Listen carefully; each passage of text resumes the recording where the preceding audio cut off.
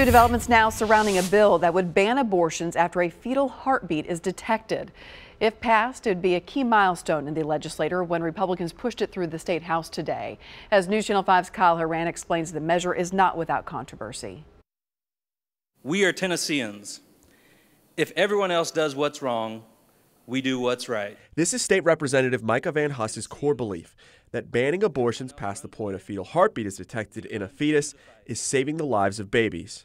Put Tennessee in the fight for our unborn. House Bill 77 has passed through committees quickly on its way here to the State House.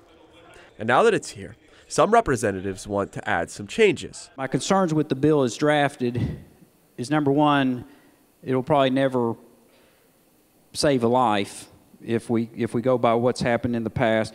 Number two is it's challenged in the courts. It's going to drive up a legal bill, and so our money will be going to pro-abortion groups. State Representative Bill Dunn brought up the question whether this issue was worth paying legal fees for, but there were other amendments to look at too. Amendment 5 adds a provision that keeps Tennessee's current abortion ban in place, that's at 20 weeks, just in case a court strikes down this bill if it becomes law. But one amendment was never heard. Amendment 5 is adopted. We're now back on the bill. Leader Lamberth, you're recognized. Thank you, Mr. Speaker. I move previous question on the bill as amended. We're on the board. Citing parliamentary rules, an amendment to add an exception for women whose pregnancy was a result of a rape or incest was not heard. I had a timely filed amendment that would recognize victims of rape and incest in this legislation.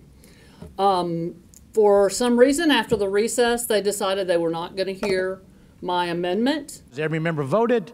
The bill passed 66 to 21. Kyle Horan, News Channel 5.